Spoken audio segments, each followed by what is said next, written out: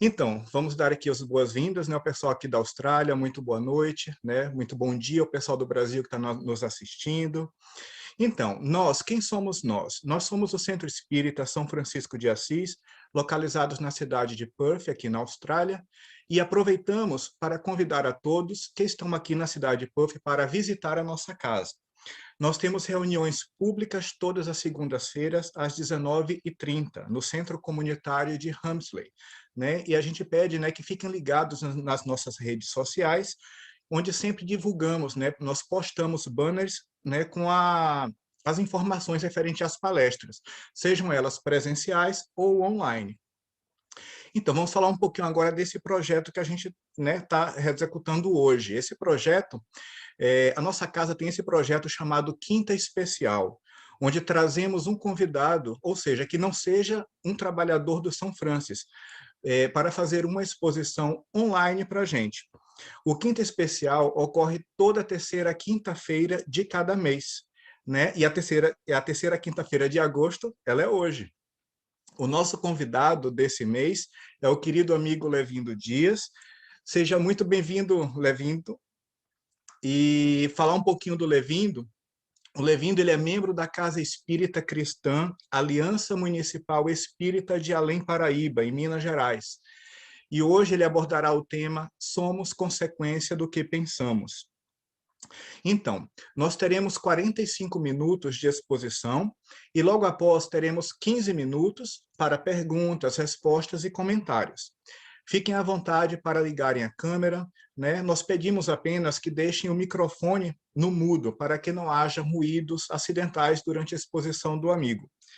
Após a exposição, todos estão convidados para abrirem os microfones e interagirem ou mandarem suas mensagens pelo chat, que a gente, né, interage aqui com o Levindo, o Ricardo também pode ler para a gente e a gente discute, né? Então, é isso. Eu acho que de recado, né, era esse. Agora vamos iniciar aqui, vou fazer a nossa oração inicial.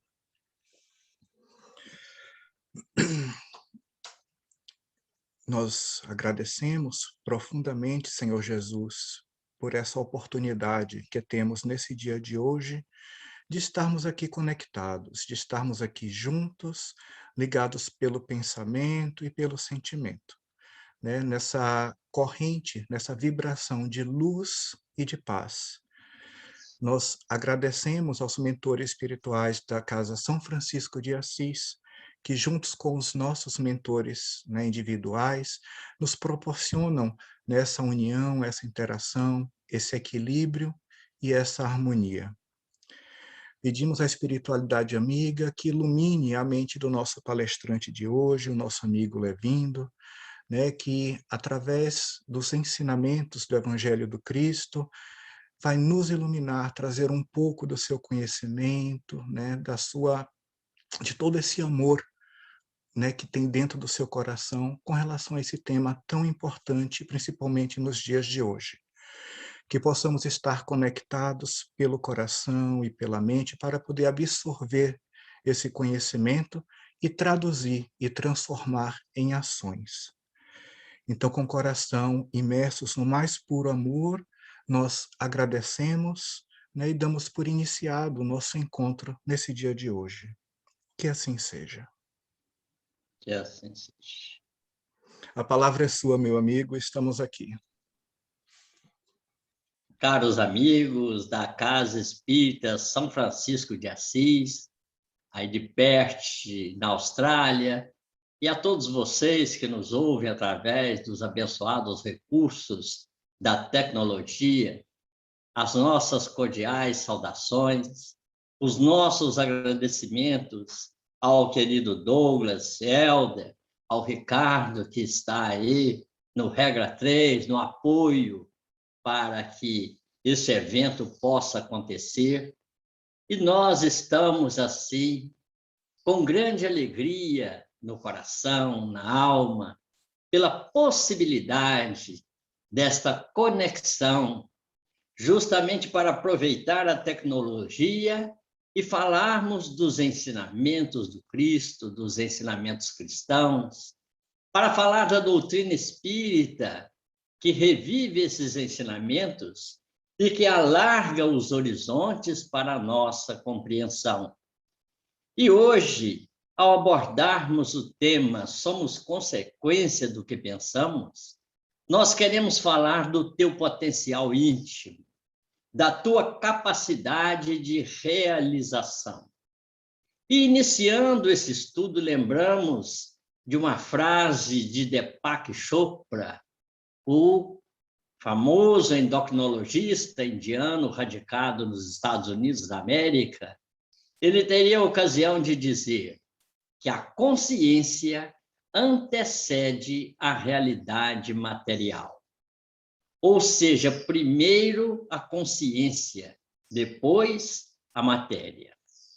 Manuel Filomeno de Miranda, na sua obra Trilhas da Libertação, vai nos dizer: o mundo corporal é plasmado pelo mundo espiritual, onde a vida é pulsante, permanente, original, definitiva. Ou seja, tudo aquilo que nós vemos no mundo material, no mundo da matéria, é plasmado pelo mundo espiritual e poderíamos dizer aqui plasmado pelo mundo das ideias. Mas como acontece, como ocorre esse fenômeno? Então, nós recorremos à lição grandiosa de André Luiz, no livro Evolução em Dois Mundos, quando logo no primeiro capítulo ele nos fala do plasma divino. Então, diz André, o fluido cósmico é o plasma divino, o hausto do Criador, ou a força nervosa do Todo Sábio. Nesse elemento primordial, vibram e vivem constelações e sóis, mundos e seres, como peixes em um oceano. O que automaticamente nos faz lembrar as anotações de Atos dos Apóstolos, no capítulo 17, quando Paulo, em um insight extraordinário, teria a ocasião de dizer: em Deus nos movemos, em Deus existimos. Ou seja, compreendemos que este universo está todo preenchido por este fluido cósmico universal.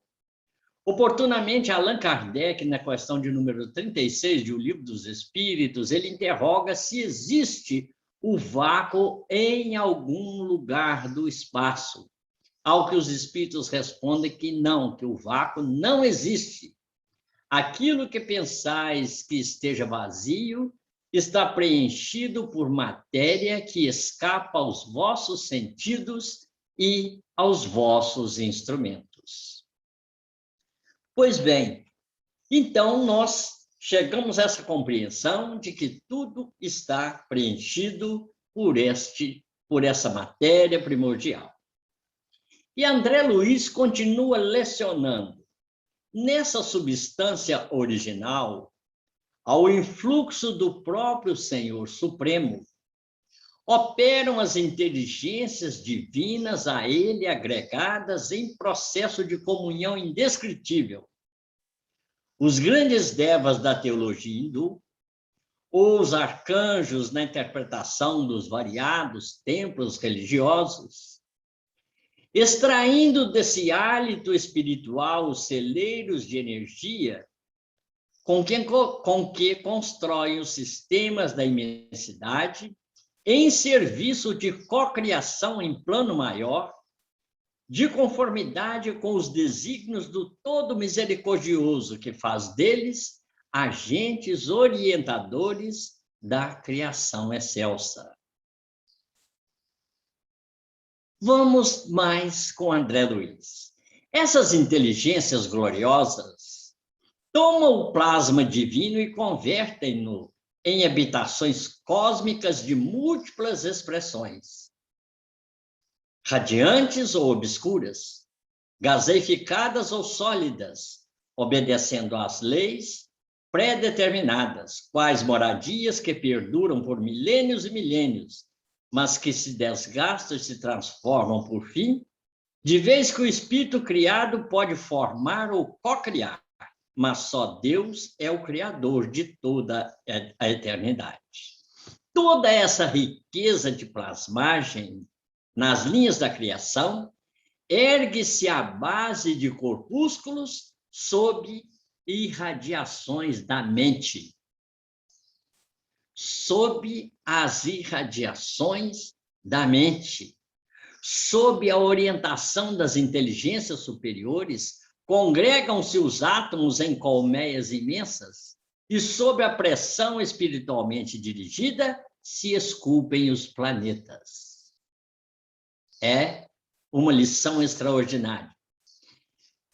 Então, nós vamos compreender que todos os sistemas planetários, inclusive a nossa Via Láctea, todas as galáxias, é um trabalho, é o fruto do trabalho destas inteligências superiores que agem na condição de co-criadores. Mas André, continuando a sua lição, ele vai nos chamar para a responsabilidade, porque vejamos o que nos diz André. Em análogo alicerce, as inteligências humanas que ombreiam conosco utilizam o mesmo fluido cósmico em permanente circulação no universo para a cocriação em plano menor. Ou seja, nós também somos co-criadores. Quando Jesus nos disse, vós sois deuses, isto não é uma palavra, um artigo de fé, mas se trata de uma lição científica vazada em uma linguagem muito simples. Então, André vai ainda continuar a nos dizer, sob o mesmo princípio de comando mental com que as inteligências maiores modelam as edificações cósmicas que desafiam a passagem dos milênios, nós também criamos ou co-criamos através do nosso pensamento. Então, o André nos diz, plasmam também os lugares entenebrecidos pela purgação infernal, gerados pelas mentes desequilibradas ou criminosas, nos círculos inferiores e abismais, sob o mesmo princípio de comando mental. Daí, nós vamos sentindo a responsabilidade que representa a dádiva de pensar. Emmanuel, no livro Roteiro, nos diz, o pensamento é gerador dos infracorpúsculos ou das linhas de forças do mundo subatômico, criador de correntes de bem ou mal, grandeza ou decadência, vida ou morte, segundo a vontade que o exterioriza e dirige. Compreendemos com isso que o pensamento atua na base da matéria no mundo subatômico, influenciando o seu funcionamento. E nós vivemos em um universo de ondas mentais que se intercruzam.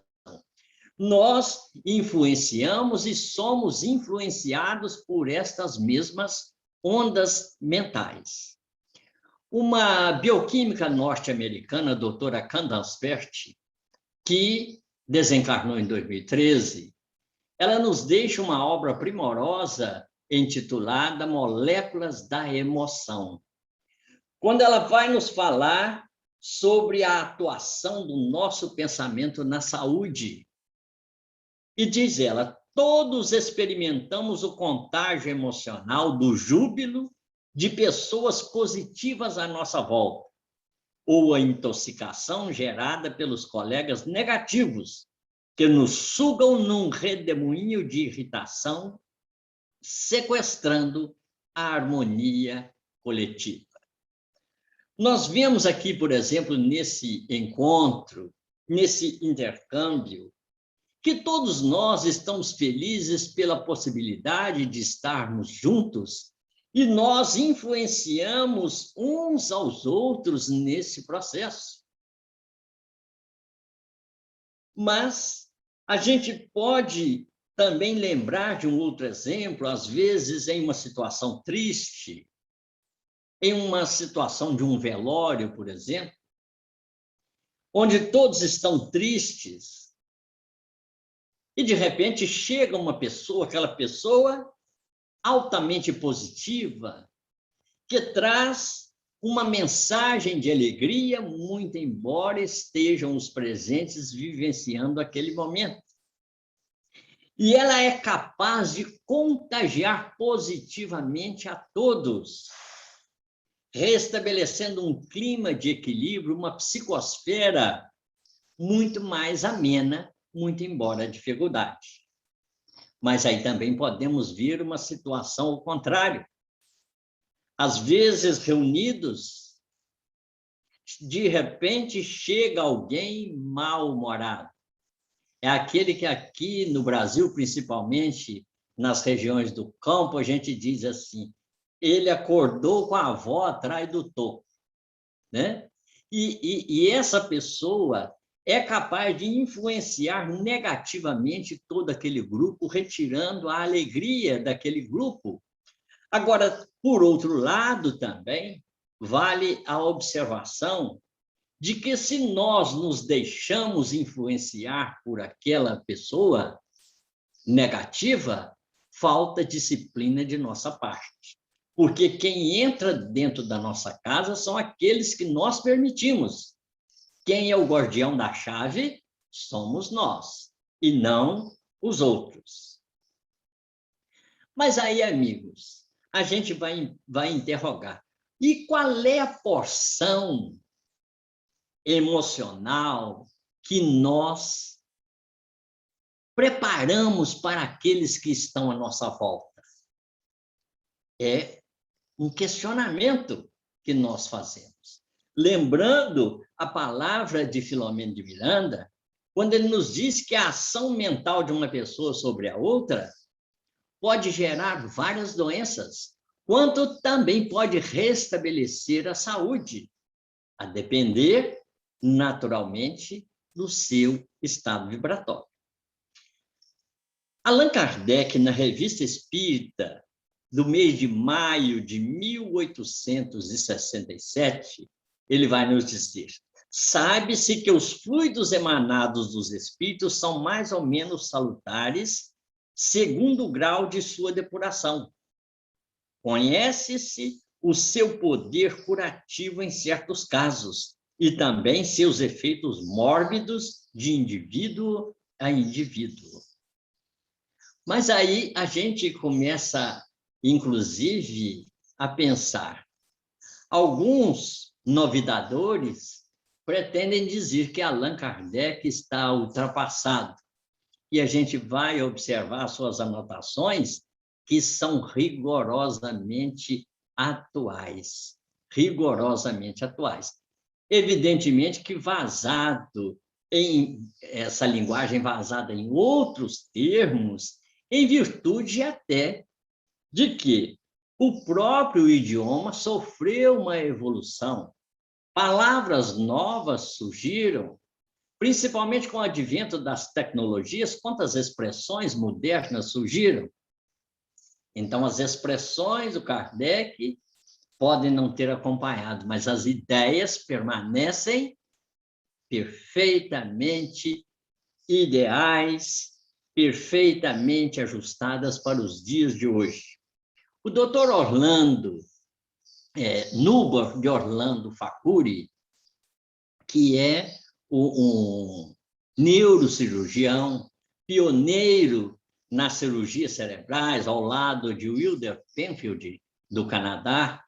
Então, o doutor Nubor foi aquele primeiro a realizar na América Latina essas cirurgias. E ele escreveu para a Revista Internacional de Espiritismo uma quadra muito interessante e que nós sintetizamos as suas palavras. Então, ele diz, quando toda uma população vê uma notícia pela televisão ou lê a mesma notícia nos jornais, essas pessoas estão criando representações mentais com referência a essas notícias, reconstruindo e revivendo os cenários e as personagens envolvidas ou citadas nos noticiários. Ou seja, nós recriamos esses personagens através do nosso pensamento. Aí, Helder e amigos, eu estive a imaginar, por exemplo, quando aconteceu, infelizmente, no Brasil, o caso daqueles pais que atiraram a filha pela janela do apartamento, e isso bombou na imprensa internacional, a televisão falava o dia inteiro só sobre isso. E eu fico a imaginar a influência que isso causou na psicosfera do planeta e quanta influência negativa exerceu sobre diversas pessoas, inclusive sobre o estado de saúde dessas pessoas. Porque nós recriamos, plasmamos, não lembramos lá do André Luiz no início? Em semelhante alicerce, as criaturas humanas que ombreiam conosco, utilizando o mesmo princípio, fazem as suas criações. Aí, nós vamos interrogar, e essa força do pensamento, ela é tão poderosa dessa maneira? Sim, é tão poderosa. E de onde vem o pensamento? Se a gente fechar os nossos olhos e procurar de onde estão fluindo as ideias, nós não vamos conseguir detectar de onde elas vêm. Antigamente, imaginava-se que elas vinham do coração, que o pensamento vinha do coração. Tanto é que, até hoje, para simbolizar que gostamos de alguém, os casais apaixonados, quando mandam mensagens, desenham um coraçãozinho para dizer, estou pensando em você.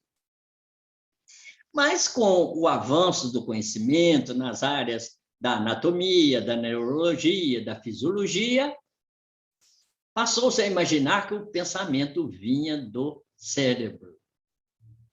O nosso cérebro é o mais perfeito equipamento eletroeletrônico que existe aqui no planeta Terra, já afirmava Einstein.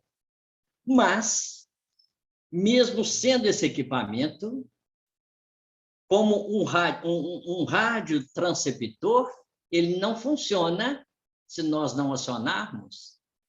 É preciso de alguém que aciona.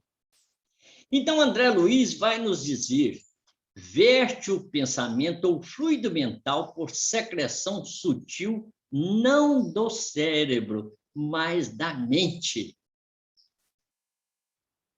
Da mente. E o que é a mente? É muito difícil definir a mente com os recursos do idioma da Terra, dos idiomas da Terra. É muito difícil. Nós compreendemos intuitivamente o que é a mente, mas temos grandes dificuldades para defini-la de uma forma bastante objetiva.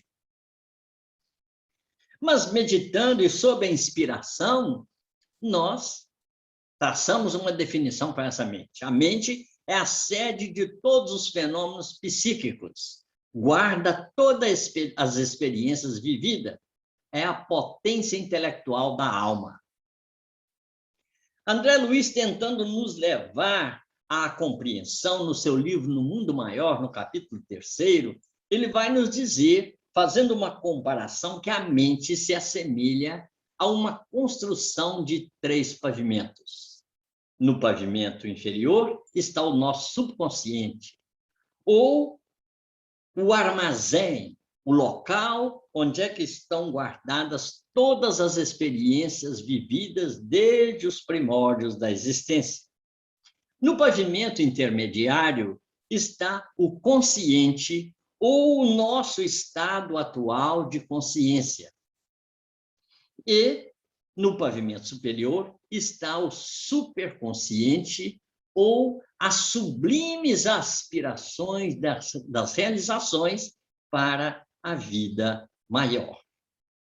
Então, assim, a gente fica na expectativa que, ainda de uma maneira pobre, tenhamos conseguido explicar o que seja a mente. E agora, o que é o pensamento? Aí nós fomos buscar o socorro de Allan Kardec. O pensamento, diz Kardec, é o atributo característico do ser espiritual. É ele que distingue o espírito da matéria. Sem o pensamento, o espírito não seria espírito. Está lá na Revista Espírita, de dezembro de 1868. E lá na Gênese, no capítulo 14, quando Kardec aborda a questão dos fluidos, ele nos fala coisas interessantíssimas, como, por exemplo, ele vai nos dizer: o pensamento é a grande oficina ou o laboratório da vida espiritual. O pensamento e a vontade são para os espíritos aquilo que a mão é para o homem, o pensamento e a vontade. Então, ele nos diz: basta que o espírito pense uma coisa para que esta se reproduza. E, às vezes, até objetivamente. A gente lembra do filme Ghost, quando aquele ator principal tentava empurrar a tampinha de refrigerante. E havia ali naquela estação de trem onde ele estava também uma outra entidade, um desencarnado, aparentemente em situação inferior do ponto de vista da evolução, que, entretanto, dominava aquela técnica. E ele foi explicando até que o personagem conseguia mover a tampinha, ele ficou todo eufórico, saiu batendo nas portas de enrolar, nos anúncios luminosos e tal. Então, Kardec diz: basta que o espírito pense uma coisa para que esta se produza. Uma coisa muito interessante, inclusive, que nós resolvemos colocar uma nota, seguindo essa anotação de Kardec, que, às vezes, nas reuniões mediúnicas, nós recebemos a queixa de muitos irmãos desencarnados que vêm manifestar a nós essa queixa, afirmando que estão perseguidos por Satanás. Porque Satanás é esse arquétipo, esse clichê que nós criamos em nossa mente e que o mantemos, que o alimentamos durante vários séculos em virtude da educação equivocada que nós recebemos.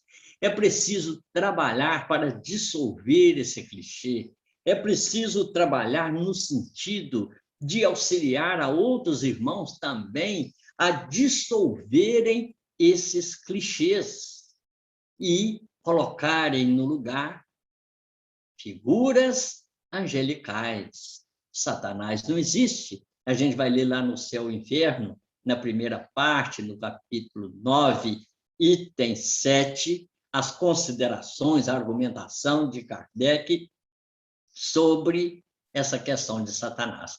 Vamos dissolver esse arquétipo.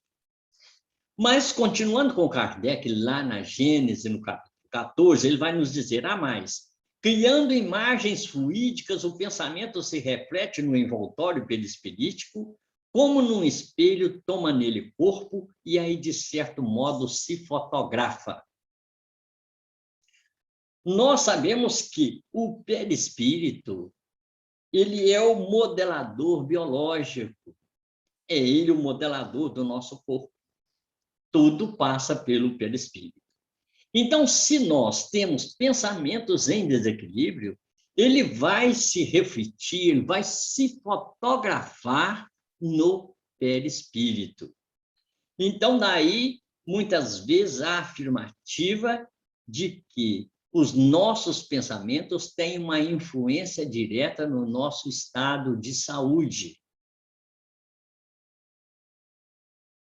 A gente vai recordar ainda que André Luiz fala das equipes que queimam as nossas criações mentais, que, com equipamentos semelhantes ao lança-chamas, fazem uma limpeza na psicosfera terrestre. Está lá em Obreiros da Vida Eterna, no capítulo 10. Ele fala dessas equipes. E nós podemos dizer que, se não for a ação purificadora da luz solar, se não for a ação do mundo espiritual superior, nós acabaríamos morrendo afogados nas nossas próprias criações mentais. Então, amigos, entretanto, é importante bastante dizer que nós já conquistamos passos gigantescos. Nós conhecemos uma escultura extremamente eloquente, porque era um grande bloco granítico e a parte de cima já esculpida com um ser humano, desde o ventre para cima, e esse ser humano com aquela ferramenta, né, o cinzel e o martelo, ele esculpindo a si mesmo. E é isto que nós fizemos ao longo desse processo evolutivo. Nós viemos nos esculpindo. Isso através de quê? Através, principalmente, da movimentação do nosso pensamento, do aperfeiçoamento do nosso pensamento. Manuel Filomeno de Miranda, entretanto, vai nos falar da ação do pensamento sobre a saúde. A influência da mente sobre o corpo é de grande significação para a saúde, pelo estimular ou reter da energia que a sustenta. Quando bloqueada pelo psiquismo perturbado, cede campo à proliferação dos germes que se lhe instalam, fomentando os distúrbios que se catalogam como doenças. A gente vai observar muitos médiums sensitivos, principalmente quando aplicam o passe, às vezes sentem cheiro desagradável, cheiro de carne podre, por exemplo. É que aquele paciente, aquele nosso irmão, vivendo em estados de tensão crítica, ele bloqueia o circular da energia que vitaliza o corpo, criando nódulos energéticos, principalmente ao longo da coluna vertebral. E quando é aplicado o passe, então o paciente recebe como que uma torrente, uma enxurrada energética para desbloquear e reestabelecer o seu estado de equilíbrio. Então, tudo isso é provocado pela mente, a mente atua diretamente. Eu tenho um primo, o Geraldo. O Geraldo, todas as vezes que a gente encontrava com o Geraldo, lá de longe ele vinha batendo na barriga. O que foi, Geraldo? Como é que vai? O problema do fígado que não acaba, é físico, é o fígado, cada hora tinha um problema. E aquele tempo mais recuado, principalmente aqui no interior de Minas Gerais, era muito comum os mais velhos levarem os mais novos ao médico. A pessoa não ia sozinha, o Geraldo já era um homem casado, mas o meu pai é que foi levar o Geraldo do médico. E esse médico não conhecia o Geraldo. E quando eles entraram, o médico estava escrevendo de cabeça baixa, e era um médium extraordinário, embora católico, porque a mediunidade não é propriedade do espiritismo. E ele, sem levantar os olhos daquilo que estava escrevendo, ele disse: olha, Geraldo, você não tem absolutamente nada. Você para com essa mania de bater na barriga, porque senão você vai morrer. Aí, como o Geraldo tinha muito medo de morrer, ele suspendeu aquele comportamento. Consequência, não teve mais problema de fígado, mas morreu. Porque todos nós temos que morrer. Quando chega o tempo, nós temos que morrer. É por isso que Hipócrates afirmava, Joana de Ângeles confirma, que não existem doenças, mas existem doentes. A mente atua. Então, diz Emmanuel também, quantas enfermidades pomposamente batizadas pela ciência médica não passam de estados vibracionais da mente em desequilíbrio? Mas Manuel Filomeno de Miranda, continuando falando da nossa postura contrária, ou seja, a postura positiva, ele vai nos dizer, da mesma forma, a ação da vontade aplicada com equilíbrio em favor da harmonia pessoal desbloqueia as áreas interrompidas e a energia de sustentação das células passa a vitalizá-las, restabelecendo o campo de desenvolvimento da saúde. eu me recordo do doutor Euclides de Jesus Zerbini, que foi pioneiro no Brasil dos transplantes, e esse homem falava da vida com um entusiasmo, com um amor tão grande que nos emocionava. Certa feita, pelo final do ano de 92, nós assistimos uma entrevista dele através da TVE, TV Cultura, e ele falando da saúde, porque o que interessa no nosso bate-papo é saúde. A gente chama a atenção para o lado negativo justamente para alertar e para contribuir de alguma forma para que possamos nos esforçar para trilharmos o caminho correto. Mas o doutor Zerbini, nessa entrevista, ele falava: meu amigo, converse com o seu coração, converse com o seu estômago, converse com o seu fígado, transmita a eles mensagens positivas, mensagens de otimismo, e assim eles estarão mais animados a desempenhar o papel que lhes cabe no cosmo orgânico. Olha que interessante. Há muitas pessoas que às vezes dizem assim: ah, mas isso é uma grande bobagem, conversar com o meu coração. Gente, é preciso. A doutora Candace Pert, ela vai nos dizer: quando estamos tristes, nosso fígado está triste, nossos rins estão tristes, nossa pele está triste. Porque nós transmitimos essas mensagens.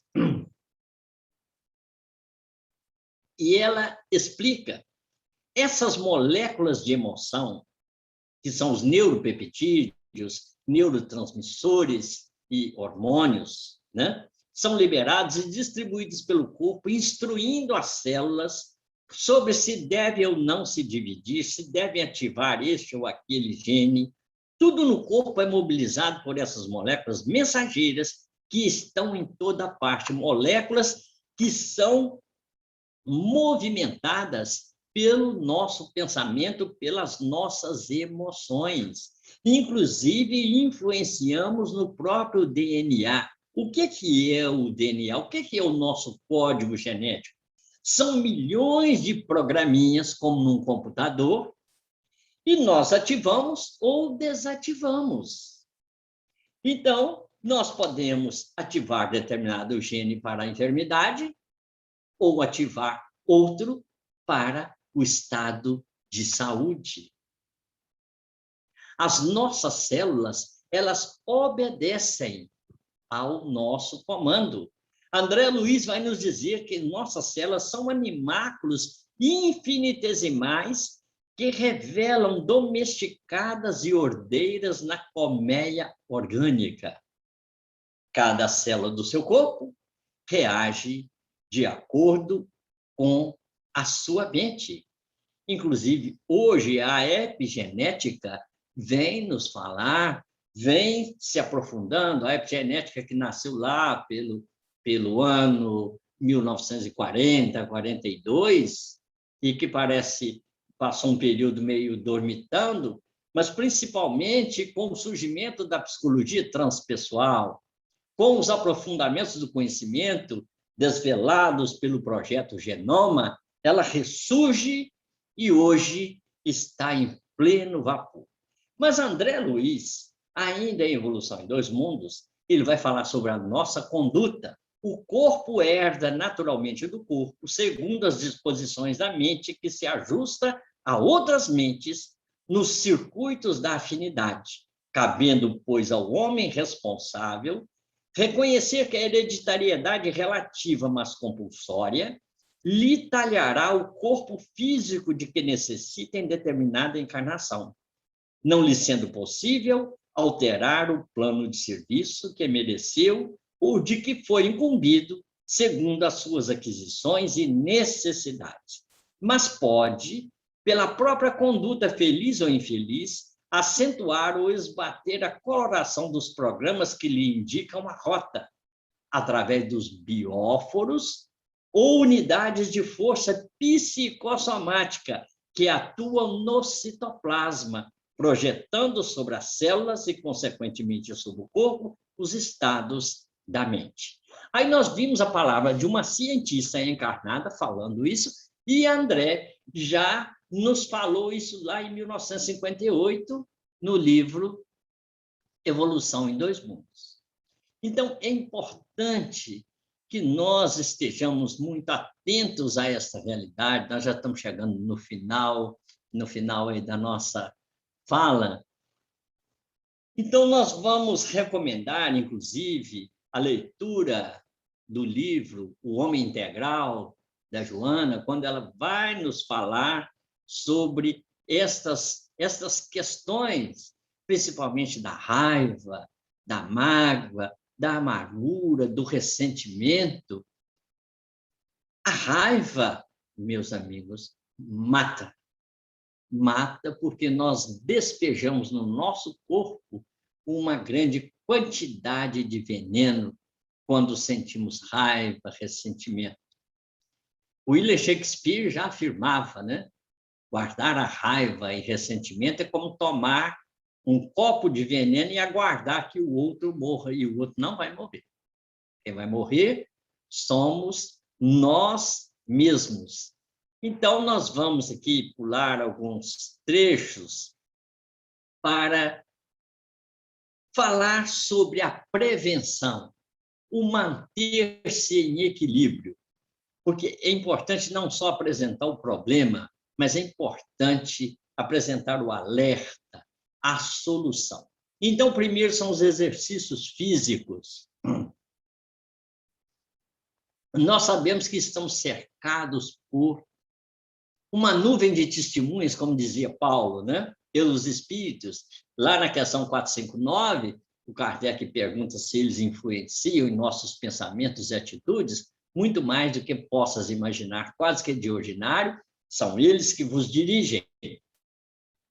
Então, e nós somos cercados também por aqueles que não têm simpatia por nós, aqueles que querem nos empurrar para situações difíceis, os obsessores.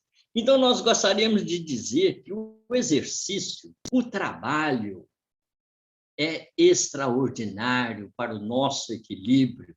Olavo Bilac disse: tal como a chuva caída fecunda a terra no estio, para fecundar a vida, o trabalho se inventou. E os obsessores têm pavor de trabalho, eles não gostam. Então, quando surjam aquelas ideias chamadas atravessadas, vamos pegar da vassoura, varrer a casa espírita, varrer a rua, a calçada, cortar o mato do quintal. E o obsessor, quando vê, fala assim: o quê? Esse cara ele não tem jeito, não, vou deixar de lado, vou procurar um que esteja à toa, um que esteja tranquilo. Esse aí não tem jeito de eu entrar, não. Então, o exercício é uma forma de equilíbrio para a mente, para o corpo, e também, ao mesmo tempo, uma terapia preventiva. Tanto é que Platão, que foi o criador da pedagogia, ele estabelecia na sua grade de ensino os exercícios físicos como sendo ponto primordial de equilíbrio para as criaturas. A segunda recomendação é a leitura edificante, que nós possamos ler pelo menos 10 páginas edificantes por dia, 10 páginas. E às vezes a gente dá aquelas desculpas, né? Certa feita, uma amiga me perguntou: ei, você tem lido muito? E eu caí na velha desculpa: você sabe como é que é, né? Eu estava morando no Rio de Janeiro naquela época, aquela vida agitada do Rio de Janeiro, eu saio do trabalho tarde, chego cansado, morto. Quando eu leio 2 linhas, eu já caí no sono. E ela falou: vou te dar uma receita muito boa. Leia de pé. Porque quando você tomar o primeiro tombo, você vai ficar esperto e não vai dormir mais. E vocês sabem que funciona? Funciona ler de pé. convivências positivas. Amigos, nós não temos condições, estrutura emocional para determinados tipos de convivência. Então, nós deveremos selecionar os ambientes. Ué, então, os outros que estão em outra sintonia, nós deveremos ter um preconceito, uma discriminação? Não. Nós os auxiliamos através das nossas preces e não da nossa presença. Isso é muito importante. Aqueles que leram o livro Devassando o Invisível, da Ivone Pereira, a quem carinhosamente nós chamamos de Tia Ivone, vão perceber ela, sob os cuidados de Bezerra de Menezes e de Charles, ao penetrar em determinado ambiente, o obsessor diz para ela: você vai quebrar o braço. E foi um jato magnético tão forte daquele pensamento que no outro dia ela teve que colocar o braço na tipoia, porque ela ficou sentindo dor no braço o dia inteiro. E com isso nós percebemos que não estamos preparados para entrar ou conviver em determinados ambientes. Orai e vigiai, recomendou Jesus. Orai para que nós possamos manter uma conexão permanente com o Pai, com o Criador universal. E vigiai, vigiar as nossas atitudes para que elas não venham a entrar em contradição com a nossa oração. E, por último, a gratidão. Agradecer por tudo. Agradecer pela beleza da vida que nos é concedida. Agradecer pelo sol, o astro-rei que todas as manhãs toma do carro de Apolo e cruza os nossos céus, derramando chuva de bênçãos em forma de ouro de luz, para que a vida possa se vivificar. Agradecer ao entardecer pela presença da lua, este astro maravilhoso, que é o pêndulo de equilíbrio do movimento planetário e que derrama sobre nós as suas vibrações de prata, agênteas para equilibrar a vida. Agradecer pelo nosso corpo, esta criação extraordinária que Deus nos concedeu, os nossos olhos, maravilhosas câmeras fotográficas que fotografam a realidade exterior com precisão. Agradecer as nossas mãos, que nos permitem realizar tantas coisas. Agradecer pelo nosso coração, que órgão maravilhoso. Agradecer, amigos, pela água, que compõe a grande e maior parte do nosso corpo. Este líquido maravilhoso, que além de compor o nosso corpo, também, conforme diz André Luiz, em sua corrente, lava a nossa casa material, mas conduz igualmente nesta mesma corrente os nossos estados de ansiedade, de ódio, os nossos traumas, as nossas emoções em desequilíbrio. Agradecer. Agradecer pelo ar que respiramos. Que maravilha!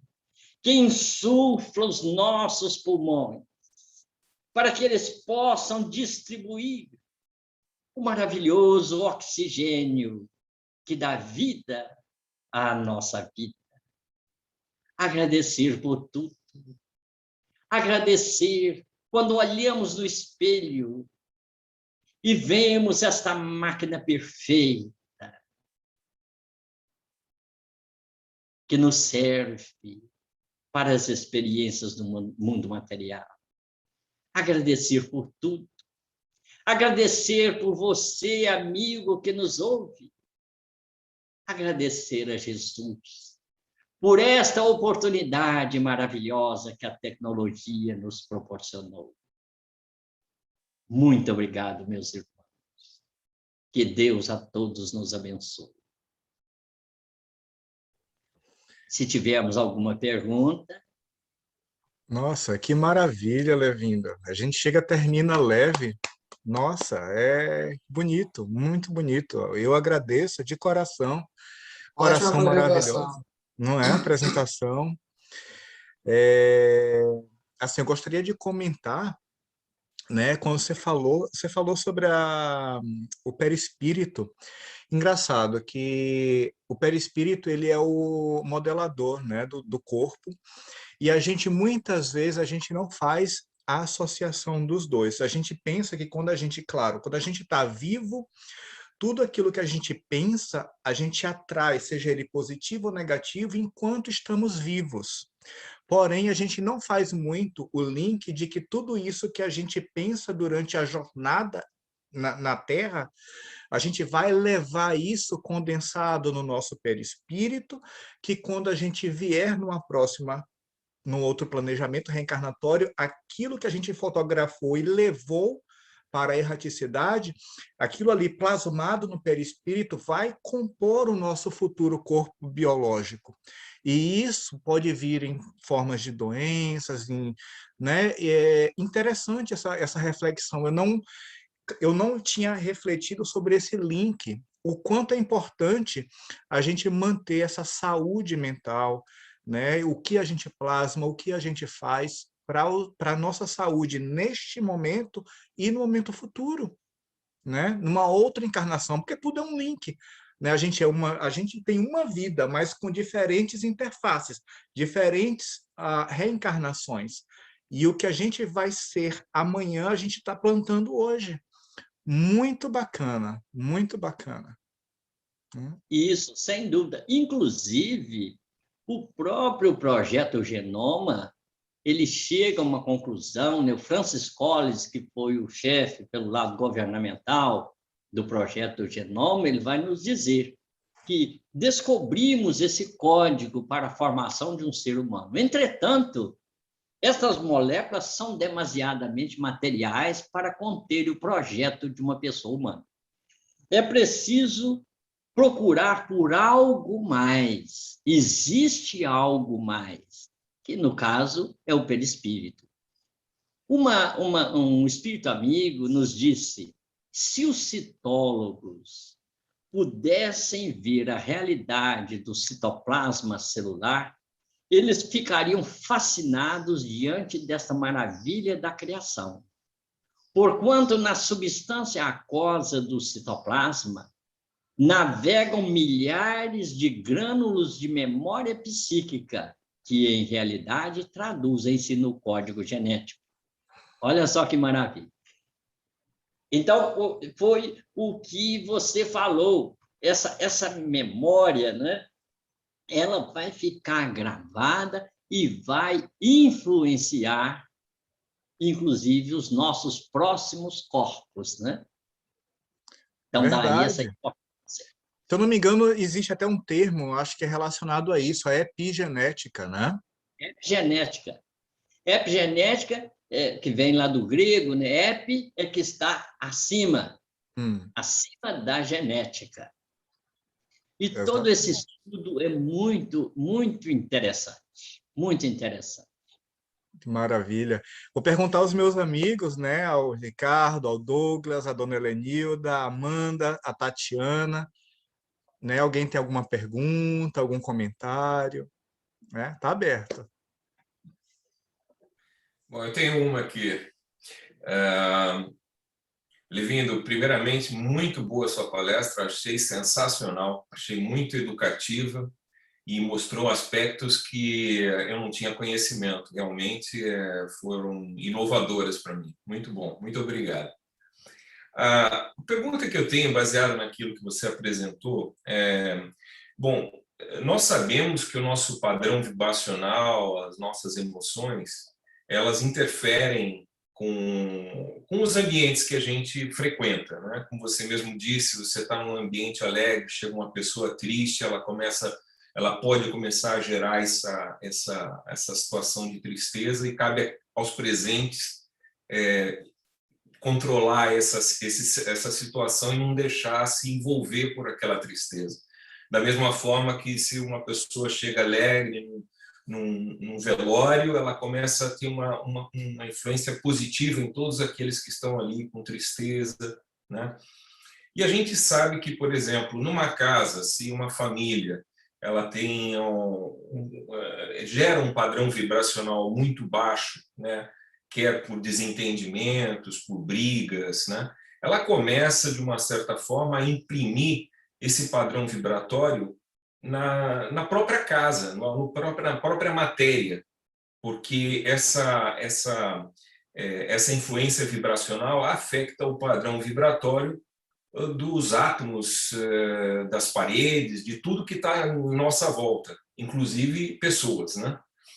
Então, a pergunta que eu tenho é, muitas vezes a gente chega num local, eu acho que já aconteceu com muitos de nós aqui, você chega num local e você fala, não gostei muito desse ambiente aqui. Mesmo que não exista nenhuma pessoa, só o ambiente mesmo, você sente aquela sensação estranha, talvez por esse motivo de ter sido impresso alguma vibração, um padrão vibratório mais baixo, e acaba tendo esse reflexo em você que está chegando. Você tem um padrão vibratório mais alto, talvez, e você sente esse desconforto, né? Então, eu queria saber se, primeiro, se o que eu estou falando tem algum sentido, né? Pode ser que eu esteja falando abobrinha aqui, né? E segundo, se realmente esse é um fenômeno factível, quer dizer, você realmente consegue, através de suas atitudes, afetar o padrão vibratório, por exemplo, de sua casa, né? Se, digamos que você tem um padrão vibratório negativo, um padrão vibratório baixo, esse padrão vibratório pode afetar as pessoas que, porventura, venham a visitar esse ambiente? Oi, Douglas. Não, você não está falando abobrinha. Falou tudo corretamente. Inclusive, eu vou te dizer uma coisa. Já vivi uma experiência, certa feita eu fui fazer umas medidas naquele sambódromo no Rio de Janeiro, que iam fazer ampliações. E então, quando chegamos naquele ambiente, automaticamente uma dor de cabeça muito grande se instalou, um cheiro de charuto que agarrou no bigode, um cheiro daqueles perfumes baratos que colou na minha roupa, que não tinha jeito. Mas, graças a Deus, eu estava com equipamento eletrônico, eu medi rapidamente e saí. Quando eu atravessei o túnel para o outro lado, ali de Laranjeiras, todos aqueles sintomas desapareceram. Agora, vale a pena lembrar o seguinte, se eu fui influenciado, se eu senti todos esses sintomas, faltou em mim o orai e vigiai. Eu não estava preparado para entrar naquele ambiente, muito embora todos nós tenhamos a orientação de como se preparar para entrar em determinados ambientes. Agora, a segunda parte, né? Se nós influenciamos no ambiente, principalmente do lar, você citou o lar, então eu vou te dizer, contou-nos um amigo que uma criança em uma cidade vizinha vivia um estado muito difícil de saúde, uma enfermidade que os médicos não conseguiam de maneira alguma descobrir e, por fim, desanimaram e mandaram o garoto para casa para o desencarne.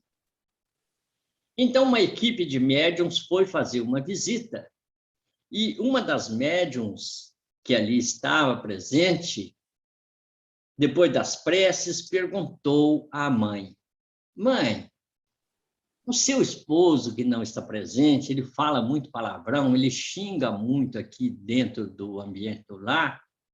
E a mãe então disse sim, e com muito exagero.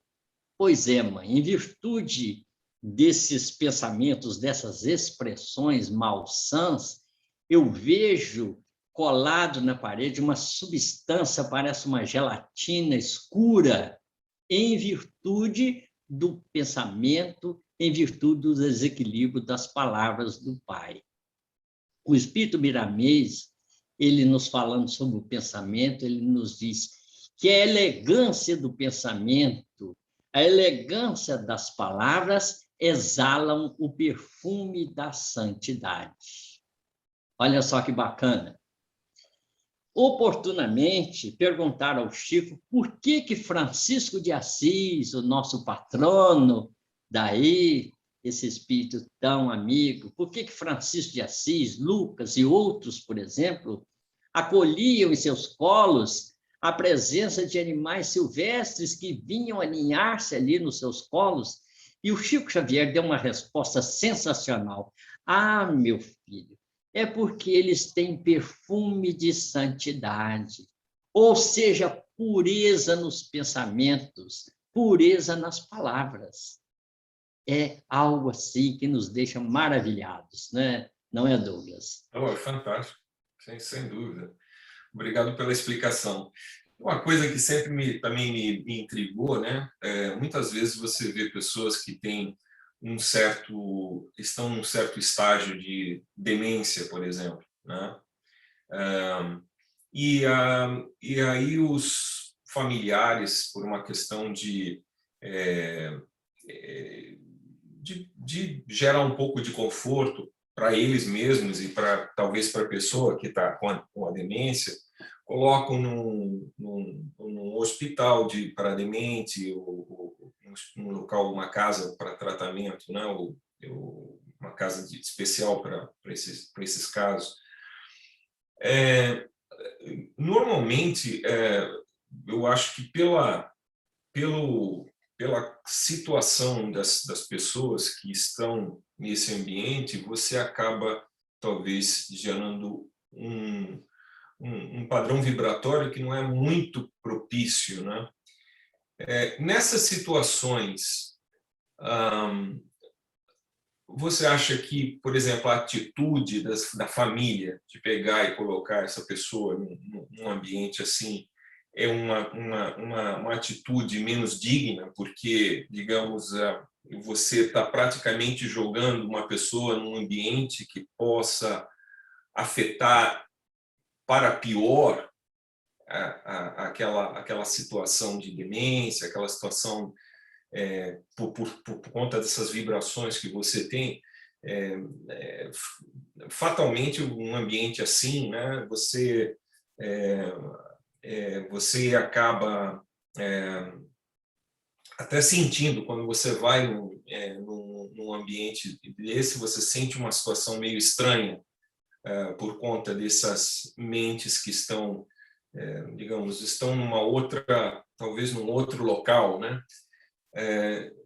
Você acha que, por exemplo, essa atitude de familiares que chegam ao ponto de falar, não, vou colocar meu pai, por exemplo, aqui ele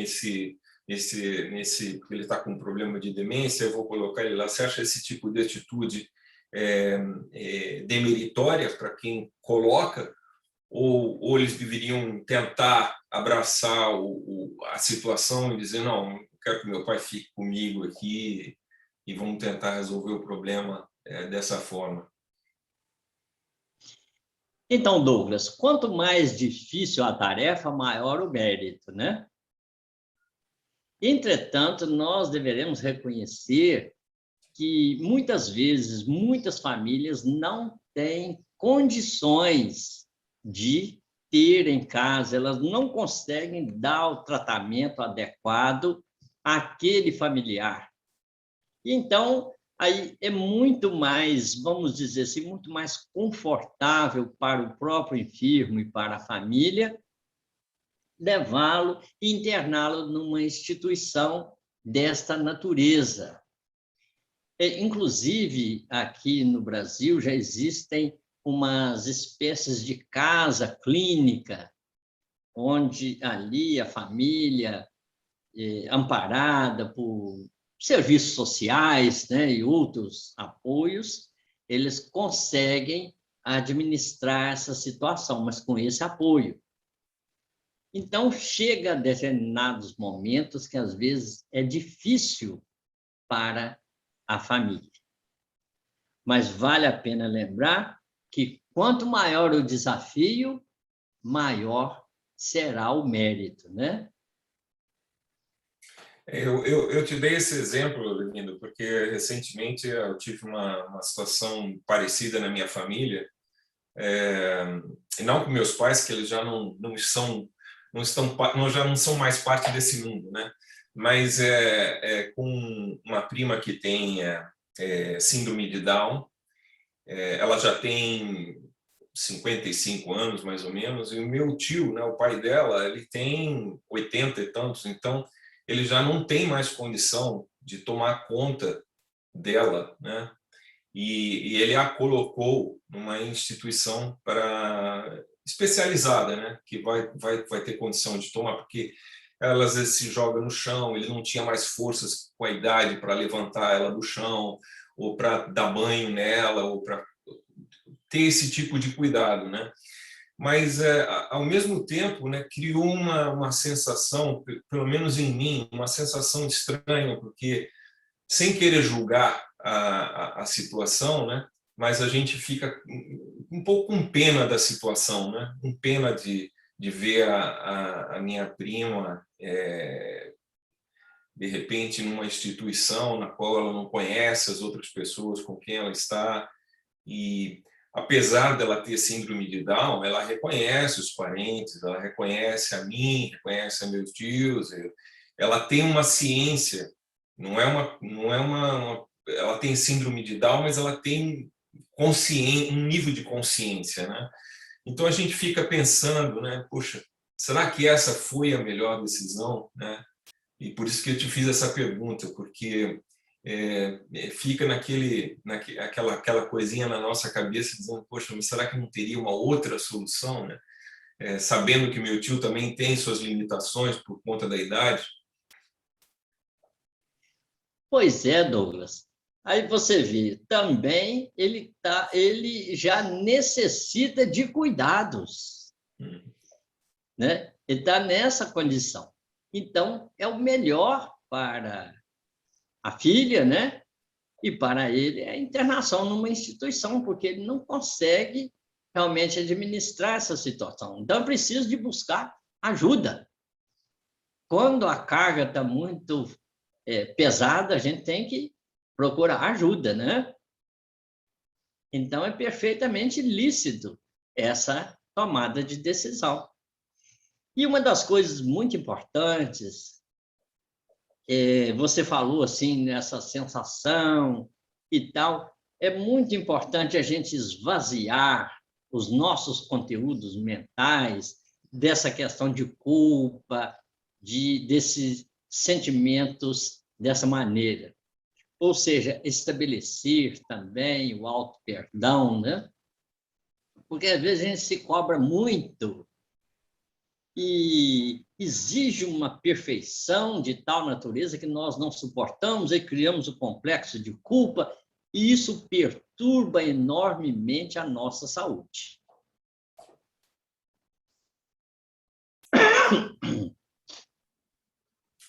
Ok, muito obrigado, Vinícius. Mais uma vez, obrigado pela sua contribuição. Realmente ajuda, né, no entendimento dessas situações, né? Todo dia a gente passa por um tipo diferente de provação, né? E às vezes, mesmo de longe, você se sente testado nessas situações que ficam no subconsciente, ficam como se perguntando, né? Poxa, será que é isso mesmo, né?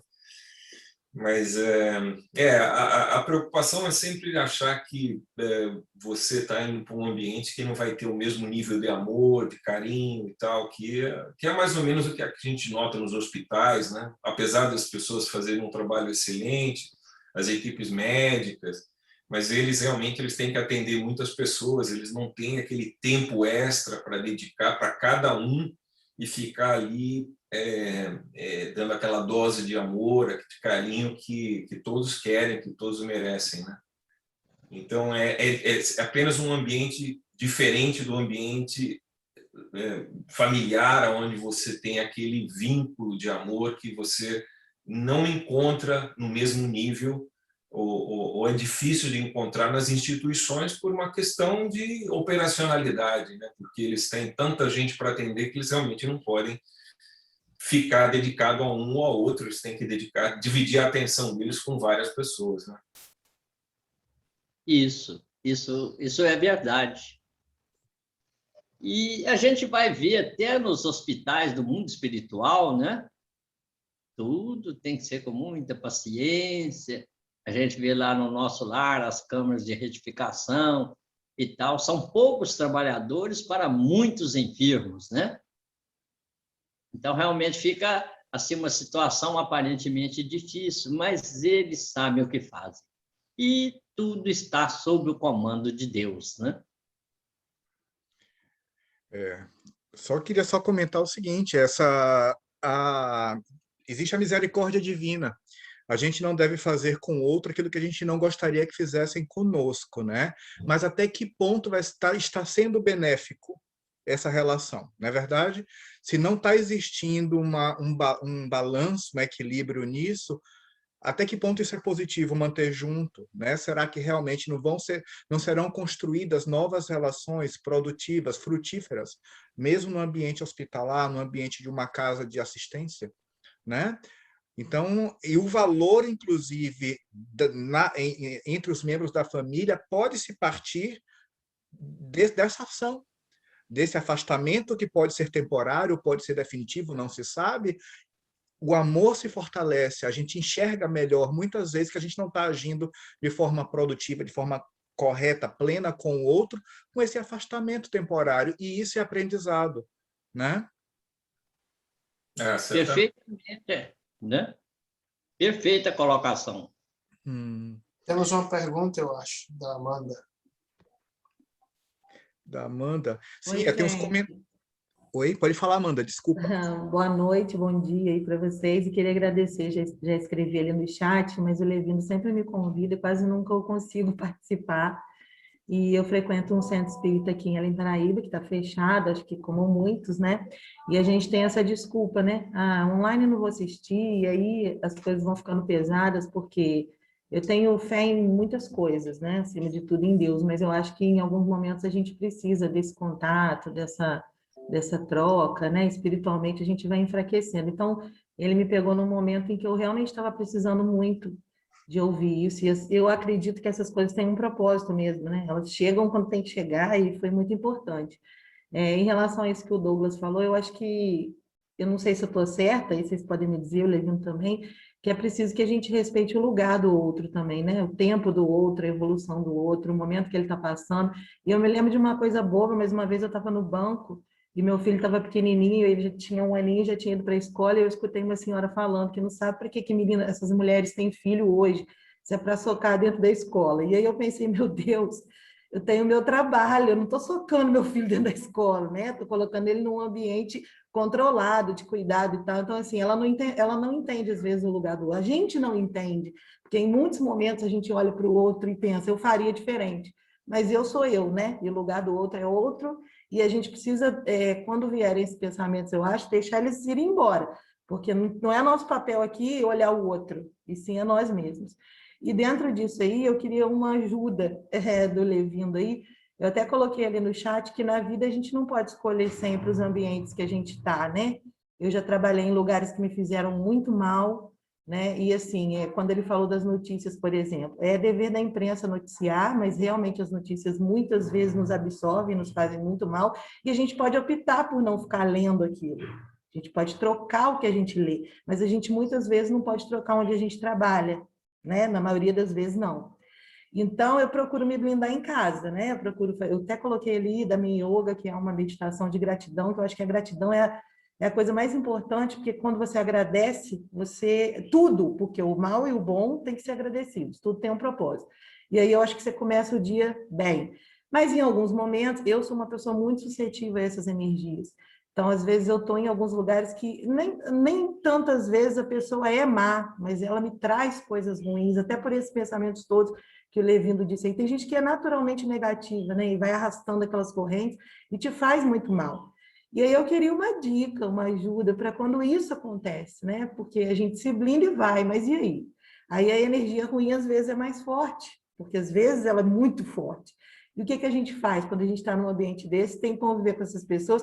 E o Levindo conhece muita gente que eu tenho que conviver aqui em Belém Paraíba, que eu não gostaria nem de cruzar a mesma calçada, mas faz parte da minha vida, né? Pessoas que fazem muito mal de verdade a outras pessoas, mas que fazem parte do meu trabalho muitas vezes. Então, eu queria aí uma sugestão, né? Como fazer quando a gente tem que encontrar essas pessoas, ou tem que estar nesses lugares por conta de obrigação de trabalho. Amanda, querida, primeiramente, bom dia, a minha gratidão pela sua presença. Então, minha querida Amanda, o que nós temos que aprender de verdade é o orai e vigiai. Todos os dias, né? Ao sair de casa, fazer a nossa prece, fazer o nosso agradecimento, ao retornar ao nosso lar, também com a nossa prece, e procurar uma meditação, a gente parar por alguns momentos durante o dia, ou quando retornarmos ao lar, para nós pensarmos, para buscar uma conexão com as vibrações mais altas. E assim a gente acaba se blindando desses tipos de vibrações. Nós vamos nos preparando como um médico que trata o enfermo sem se enfermar. Esse é um grande desafio para todos nós comuns, mas que nós temos que buscar. Orai e vigiai. A conexão com o nosso Pai. Isso acaba nos isolando. Quando você quiser, eu posso te emprestar esse livro, Devassando o Invisível. Você vai ficar encantada com as palavras da Ivone Pereira e também da sua disciplina, justamente nessas questões. Tá bom, minha querida? Eu vou querer. Agora tem testemunhos e vou cobrar, tá? Muito obrigada, viu, Levindo? Esse livro é maravilhoso. Eu li mês passado, Levi. Devassando o Invisível. Maravilhoso. É. Então, eu ia ler, na verdade, as mensagens aqui do chat, e a Amanda, ela falou, né? Ela já leu aqui uma mensagem que ela colocou. Antes ela colocou, mente vazia, oficina do mal, né? Já diziam nossos pais e avós. Né? O Ricardo respondeu aqui para ela, pura verdade, né? O trabalho santifica. Né? A Helenilda, né? Que maravilha de palestra, elogiando a palestra. E a Amanda colocou gratidão, né, que amou, obrigada pelo convite, Levindo, né, mais uma vez, ela escreveu aqui, perfeito. É isso, eu acho que a gente está chegando já para o finalzinho, 8h50, a gente extrapolou um pouquinho no tempo, mas não tem problema, foi maravilhoso. É isso, acho que o Levindo até já fez a oração, né, no finalzinho da palestra, da exposição. Geralmente a gente faz depois, mas eu amei a tua oração. Você fez uma conexão, foi maravilhoso. Perfeito. Então, mas nós também queremos aproveitar esse momento, Helder, Sim. para principalmente pedir a Jesus, o nosso amigo, esse amigo incondicional, amigo de todos os momentos de nossas vidas. Nós queremos pedir hoje a Ele a sua bênção, a sua luz para aqueles que não o conhecem, para aqueles que ainda estão sintonizados na prática do mal, do crime, da prostituição, do tráfico, que a luz divina do Cristo possa iluminar essas consciências, a fim de que elas assim despertem para os objetivos de nossa vida. É o nosso pedido especial de hoje e também a nossa gratidão a Jesus e aos espíritos amigos. Amém, amém. Amém. Levindo, muito obrigado. Belíssima oração, belíssima exposição que você trouxe para a gente. Foi maravilhoso, né? Nós da Casa São Francisco de Assis, né, estamos aqui, né, de coração aquecido. Muito obrigado, né, pelas palavras. E eu gostaria também de agradecer a todos que fizeram parte, né, desse momento, né? Esses que estão assistindo, né, estão aqui conosco nesse momento, e os que assistirão posteriormente, né, lá no YouTube.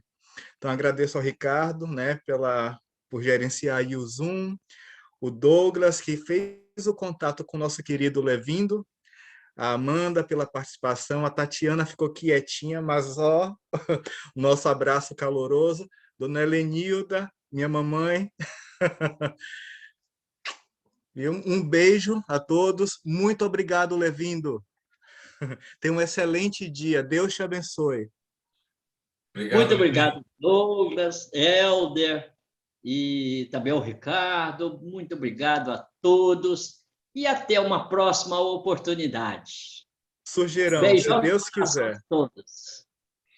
Tchau, Levino. Grande abraço. Tchau. Obrigado. Tchau, Tchau, tchau. tchau. Que Deus abençoe a todos. Amém. A nós. Amém.